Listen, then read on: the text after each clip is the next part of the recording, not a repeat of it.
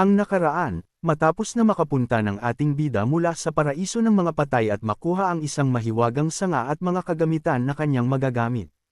Kaya nga tuluyan ng papasukin ng Reyna na si Beatrice ang ating bida, ay ganoon na lang ito kasaya na makita ito ngunit agad naman humingi ng despensa ito sa kanya, dahil sa pag-iisip niya na wala siyang naihanda na magandang lugar para sa kagaya niyang Reyna. Kaya biglang pangiting sagot ng Reyna, wala lang sa kanya iyong bilang siya ang nagpahamak sa kanyang kaharian at dagdag pa niya sa ating bida na sana napatawad na niya siya sa kanyang pagiging mangmang sa mga desisyon. Ngunit pangiti ding sagot ng ating bida sa kanya, na huwag niya alalahanin ang bagay na iyon at habang sinasabi ng ating bida iyon ay nasa isip niya ang aura ng Reyna ay walang magagawa na kahit na ano mula sa mga tao. At dagdag pa ng ating bida sa kanya, ay kailangan lang niya na panatilihin ang balanse sa kanilang lugar kahit sa maikli na panahon, ngunit habang sinasabi ng ating bida iyon ay biglang nagliliwanag ang tattoo sa kamay ng Reyna. Kaya biglang tanong ng ating bida sa kanya, na isang pagpapainom ng alak para sa kagaya kong kabalyero ngunit biglang sagot ng Reyna na ito palang ang kaya niyang gawin. At dagdag pa na tanong ng ating bida, na 2 araw na nakalipas simula nang makapasok siya sa mundo niya at kamusta naman ang pag-a-adjust niya mula dito, ngunit biglang sagot ng Reyna na kailangan pa niya ng mahabang pangpanahon at dagdag pa niya na ang mundo ng ating bida ay tila sobrang iba sa mundo niya. Ngunit biglang hirit ng bida sa kanya, na hindi na niya kailangan pa mag-adjust kailangan lang niya ay isang determinasyon at makumpletuhin ang sariling batas niya, dahil ang hari ay kailangan merong sariling batas kung nasaan man siya.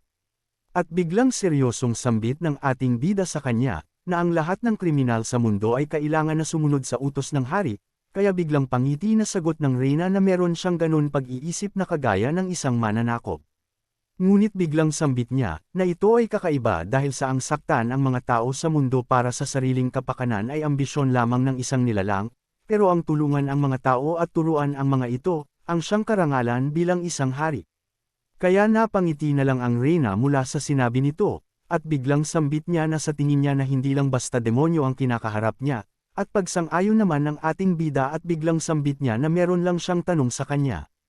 At may gusto lang siyang i-offer sa kanya bilang isang Reyna ng Sparrow, na kung gusto niyang sumama sa kanyang quest, kaya biglang sambit ng Reyna na ako ay sa iyo at biglang sambit niya na anong kagaya niyang Reyna para tanggihan ang taong nagligtas sa kanyang munting kaharian. Ngunit biglang sambit ng ating bida na isang bagay lang, at ito ang Archdemon kaya nag-aapoy sa determinasyon ng Reyna kaya biglang sambit niya sa ating bida na turuan siya at tatapusin niya ang bagay na iyon. Kaya biglang sambit ng ating bida habang ini-imagine ang gagawin niya, na ang pagpatay sa mga insektong demonyo ay nagbibigay sa kanyang puso ng excitement habang pinapakita sa kanila kung paano niya sila pagpapatayin ang kanilang bawat kaluluwa kasama ng mahiwaga kong batas. Kaya pangiting sagot na lang ng Reyna, na parang gusto ding gawin ang kaparehas na gagawin ng ating bida sa mga insektong demonyo. Makalipas ng ilang oras, mula sa Naju Plain na may konting kadiliman pa dahil sa papasikat pa lang ang araw na kung saan ay saktong papasok pa lang si Hari para magtrabaho at kasalukuyan na nga siyang nasa gate nito. Ngunit sa hindi niya inaasahan habang papasok pa lang siya, ay nasa gilid nito ang ating bida at ang Reyna na nakaupo, na agad naman niyang napansin kaya agaran din siyang yumuko dito at biglang sambit na sana nasa maayos silang kalagayan. Kaya biglang alok sa kanila ni Hari ng kape na kanilang maiinom, na agad naman tinanggap ng ating bida at ng Reyna na si Beatrice. Ngunit biglang sambit sa kanya ng ating bida, na sa sandaling panahon ay magtatrabaho muna siya para sa Reyna at dagdag pa ng ating bida na dapat wala siyang pakialam pero kailangan niya manamit ng kaaya-aya sa harap ng Reyna at gumalaw ng maayos lalo na sa harapan ng Reyna. At biglang sambit ng Reyna na kung Hari ang kanyang pangalan at pangsang-ayon na sagot naman niya. At dagdag pa ng Reyna na nararamdaman niya ang malakas na enerhiya na nagmumula sa kanya, kaya lubos na pinagtaka ni Hari kung paano nalaman ng Reyna ang katangian niya. Kaya biglang alok sa kanya ng ating bida, na subukan niyang gamitin ang sagradong espada niya habang hindi pa siya tuluyang nagsisilbi sa Reyna at ipakita mo ang teknik mo sa espada at titignan ng ating bida na kung pasado ba, kaya ganun na lang ang pagkagulat ni Hari mula dito.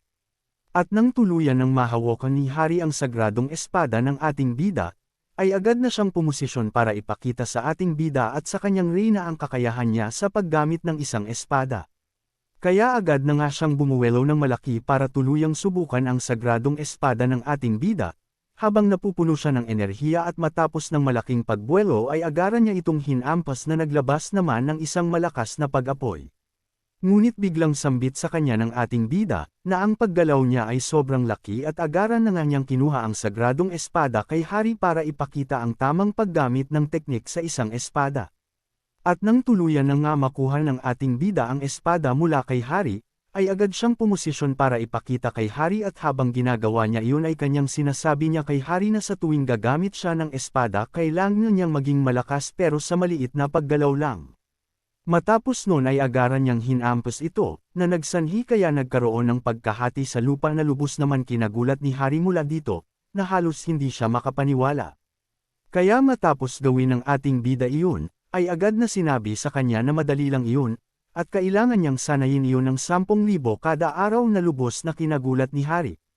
Kaya biglang sambit ng ating bida sa Reyna na kung ano ang sa tingin niya, kaya agad naman sambit ng Reyna na kulang siya sa pagkontrol ng kapangyarihan niya, at dagdag pa ng Reyna na ang pagbato ng apoy ay madali lamang. Kaya agad na kinuha ng Reyna ang kanyang espada at sinabi, na imbis na gumawa siya ng malaking paggalaw kasabay ng kanyang mana na apoy at ihampas ito, ang gawin na lang niya ay i-focus na lang ito at saka niya gamitin. At dagdag pa ng Reyna, na pag natapos niyang gawin iyon at i-focus lang ang apoy at tuluyan na niyang gawin bilang isang pamatay na atake, na agaran naman pinakita sa kanya ng Reyna. Kaya doon na nga binato ng Reyna ang malakas na enerhiya ang naipon niya mula sa kanyang espada, na lubos na kinagulat ni Hari mula dito dahil sa pambihirang lakas na ginawa. Matapos nun biglang sambit sa kanya ng Reyna, na ang kailangan lang niya ay i-focus ang enerhiya mula sa kanyang espada, at pagtapos nun ay ibato niya, at biglang sambit pa nito kay kahit na madali lang gawin na lubos naman pinagtaka ni Hari. Kaya matapos nang nangyari sa labas ay tuluyan nang nakapasok si Hari sa loob ng gusali para magtrabaho, ay ganun na lang ang lubos na paglugmok niya dahil sa pag-iisip na sobrang dami niyang gagawin na kailangan niyang mag-report sa president at kumuha ng patatas at lutuin ito at ngayong meron pa siyang bagong sandata na kailangan niyang sanayin ng 10,000 kada araw. Kaya ganun na lang pagsigaw niya na halos mabaliw na siya, dahil sa kailangan pa niyang magbayad ng buwis at sa pag-iisip na hindi naman tinuro sa kanya sa akademi niya ang mga bagay na ito. Ngunit sa kanyang pagsigaw, ay biglang sumulpot si Jagged Spin na lubos naman niya kinagulat na halos atakihin na siya sa puso. Kaya matapos ng pagdating ni Jagged Spin, ay bigla siyang nakaisip na pwede itong tumulong sa kanya mula sa mga problema na kinakaharap ni Hari. Kaya agad niyang pinaliwanag kay Jagged Spin ang lahat ng gagawin niya, napaiyak siyang nanghihingi ng tulong dito. Matapos niyang mapaliwanag kay Jagged Spin, ay peke pangiti niya dito at sinabi na sobrang makakatulong sa kanya ang mga sinabi nito, pero ang totoong nasa isip ni Hari na hindi siya lubos na naintindihan nito. Kaya agad din niyang sinabi dito na kailangan niya ng kasuotan na para sa ating bida, bilang siya ang alalay nito, para sa darating na event at ang binigay na opinyon ng robot ay isang pangyaya na kasuotan. Kaya tuluyan na nga siyang in-order ni Jagged Spin para sa kanyang susuotan, bilang siya ang naatasan ng ating bida na tumulong sa kanya. At ating abangan sa susunod na kabanata, na kung ano ang kahihiyan ang mararanasan ni Hari at kung ano ang gagawin ng ating bida. Ang nakaraan matapos na mag-usap ng ating bida at ng Reyna patungkol sa kanilang kasunduan na magtulungan at matapos na magkaroon ng malaking problema si Hari. Makalipas ng ilang araw at sa di-kaliwang lugar sa Naju Plain, sa isang syudad at sa maaliwalas nitong panahon na kung saan magtutungo ang ating bida, ay makikilala natin ang isang binatang lalaki, na si Han Suho sa Hunter Academy kung saan nag-aral si Han Hari at isa siyang A-class. At ang isa pang niyang kasamahan na si Kim Jae-hyuk na isa ding A-class, na kung saan sinabi niya mas marami pa ang pupunta kesa sa inaakala niya, kaya biglang sagot lang sa kanya nito na pagtapos nilang makita na maraming pupunta ano pa ang inaasahan niya. Kaya makalipas ng ilang araw, sa isang gusali at lugar na ubod din ng lawak na kung saan dito bibisita ang ating bida at ito ang Hunter Academy. Kaya nang tuluyan ng makapasok ang ating bida dito, ay agad niyang sinigaw na naghahanap siya ng bagong sundalo at tuturuan niya sila kung paano makipaglaban gamit ng espada at palaso, at dagdag pa niya at ng isang theology na lubos na pinagtaka ng mga estudyante sa loob. Ngunit matapos nang sabihin ng ating bida iyon, ay biglang may tumayo at nagtaas ng kamay at sinabi na masanay sila sa paggamit ng pana, kaya agad sinabi ng ating bida na ibabagsak niya siya agad.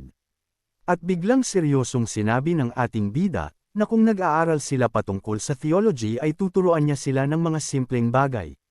Kaya agad na sumayaw ang ating bida para ipakita sa kanila ang theology, na kanyang ituturo sa kanila na lubos naman kinagulat ng mga estudyante at lubos nilang kinagulat at doon sila nakumbinsi sa ating bida. Kaya nag-uusap ang dalawa mula sa sinabi ng ating bida, na hindi sila makapaniwala sa mahika na pinakita nito, ngunit biglang singit ng babae na hindi mahika ang pinakita sa kanila. At dagdag pa niya na hindi ito pwede tawagin na isang mahika, at siya si Chien Soye na isa din A-class sa Hunter Academy. Kaya biglang tanong nila kung bakit sumama ang kagaya niya sa kanila para din ba sa banal na espada. Kaya agad niyang sinabi sa kanila, na paano hindi siya sasama matapos niyang makita ito, at pinakita niya sa kanila mula sa kanyang cellphone na iPhone Pro Max Full Paid ang YouTube na Pantheon TV, na kung saan sinabi niya na nandito ang banal na utos at ang pag-iiba ng kulay ng lagusan.